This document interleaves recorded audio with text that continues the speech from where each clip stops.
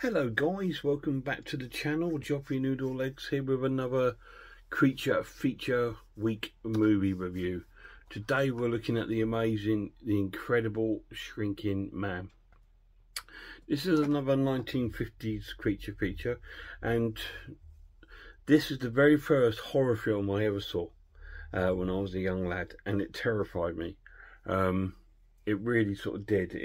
It's a bit of a slow burn film, but it still sort of terrified me. It sort of starts off, we're on like this yacht in like the middle of like the ocean, and it's just like a sort of clear day, and we're on this yacht, and we see our hero on the yacht with his wife, and they're obviously on some sort of holiday, and they're having a bit of a chat. And then we get into sort of like a bit of jibber jabber where they're going on about beer and stuff. He wants her to go and get her a beer, and she wants him to go and get it. So we have a bit of a jibber jabber and stuff like that. And eventually she agrees to go and gets the beer. And while she's going, he stands up, Scott his name is, and he sees this weird sort of fog mist approaching him. And it's getting closer and closer and closer. Just like a patch. It's really quite weird. And then he heads back towards the boat, sort of like the rear of the boat where his wife is, and the sort of mist catches up with him, and he sort of gets caught into the mist. And then his wife comes back out of the boat and says, "What was that?" Because I don't know. And she sees that he's all covered in like this sort of glitter sort of stuff. Anyway, we then cut to them back at the house after the holiday, like a few months later, and the wife's out there sort of giving some milk to the cat, and things looks quite normal, and she's preparing the breakfast for Scott. Anyway, he sort of like calls to her and says, "Hey, have you sure you got the right clothes back from the dry cleaners, because my trousers don't fit?" So she goes up to him and sees that his trousers have no longer fit him. He's like, and she's sort of like convincing him that he's just lost weight and he's not eating properly. So she goes back down to prepare the rest of the breakfast, and he looks in the mirror and puts his shirt on, and he sees that his collar's loose too. So he's getting a bit worried. So he goes down to her and says, "Not even my shirt fits. You sure these are my shirts?" Because, "Well, yeah, it's got your initials on it." Anyway, so they sit down for breakfast, and sort of things carry on like that. Then he decides to go to see his doctor, and his doctor says that he's 5'9" and whatever pounds, and he says, "Well, I was 6'1", you know, so what's happened?" Anyway, so the doctor just saying, "Well, maybe you weren't 6'1", maybe you just, you know, you've always been this height and you've always thought that, but you have lost a bit of weight." So anyway, this sort of goes on for a little while,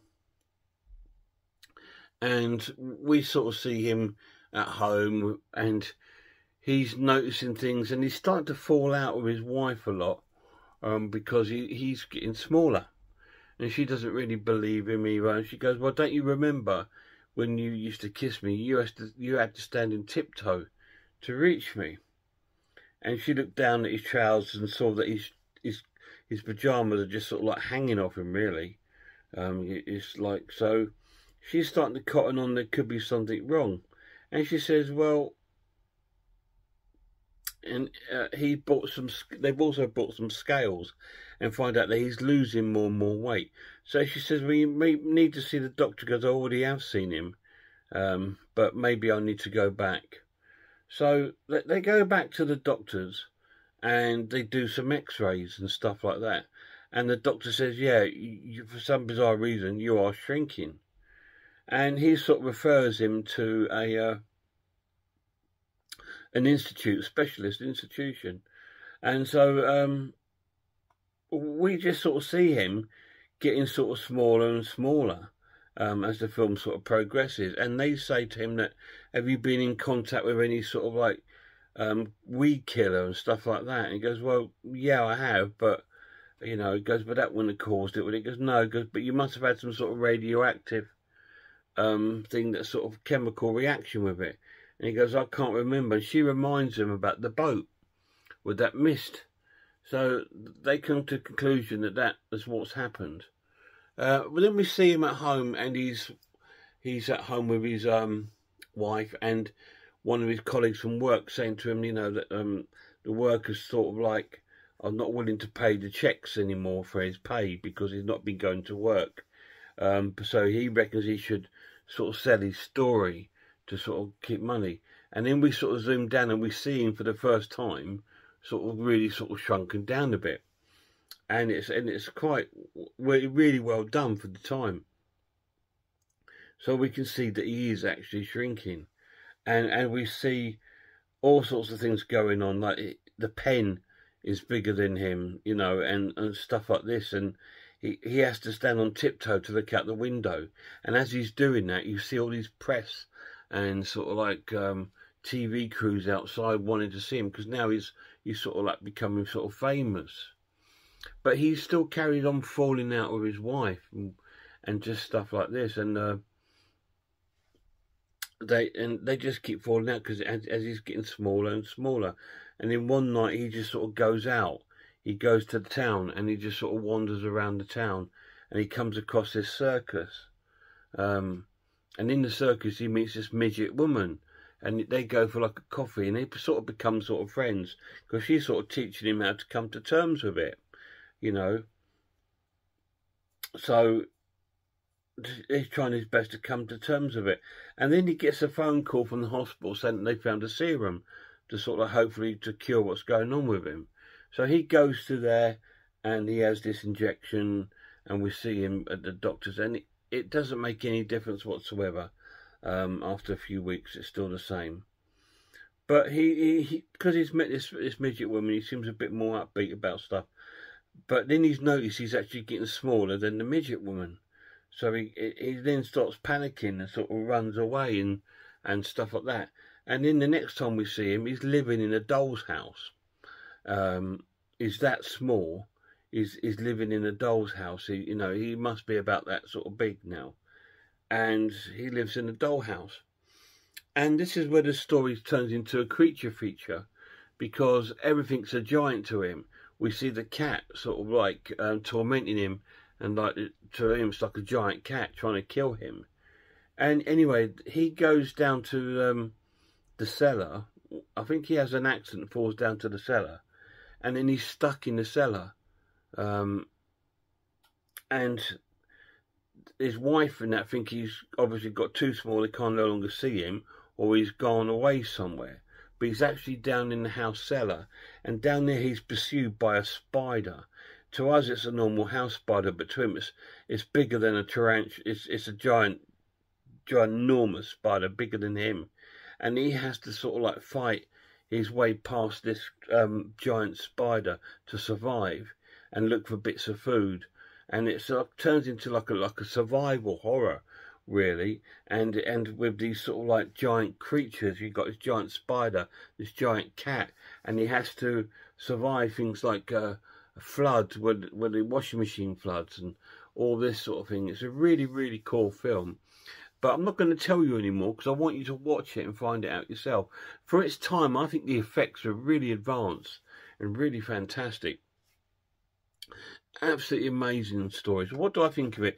It's still one of the best horror movies I've ever seen, really, for its time.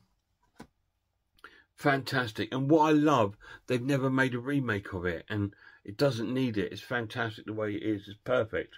The pluses of this Arrow edition, the transfer looks amazing. It looks really, really cool. They've really restored it really well. It looks great. It's amazingly acted. It's really, really cool, and it's quite a serious film. You know, it's sort of like it almost touches on people that get an illness, and it affects the rest of their life and all the people around them and their relationships with them. And it's like a whole big sort of like drama, along with this sort of like survival horror from these sort of like giant animals. So it's really, really cool. Fantastic. Negatives to the film, There isn't any. It's such a good film. I'm going to score this film an amazing watch and give it a 9 out of 10. Absolutely fantastic film. The Incredible Shrinking Man, 9 out of 10. Any of you guys seen it? If you have, let me know down below what you thought of it.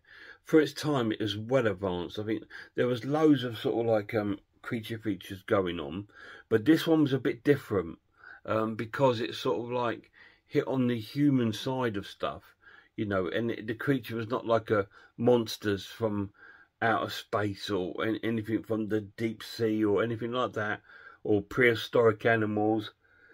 This was normal animals, a house spider, a cat, but this guy, to him, become monsters and he had to survive them. And does he survive? You need to watch it and find out. Fantastic movie. Guys, till the next creature feature video, check out some horror channels for me. Check out Horror Hands, The Horror Geek, Man v Film, RS Designs, Pizzowell, I Am the Ice Lord, Cat Watches Horror Movies, Grumpy Andrew's Haunted House, and Sarah of Horror. Until next time, look after yourselves, look after one another, and I really hope I see you all soon.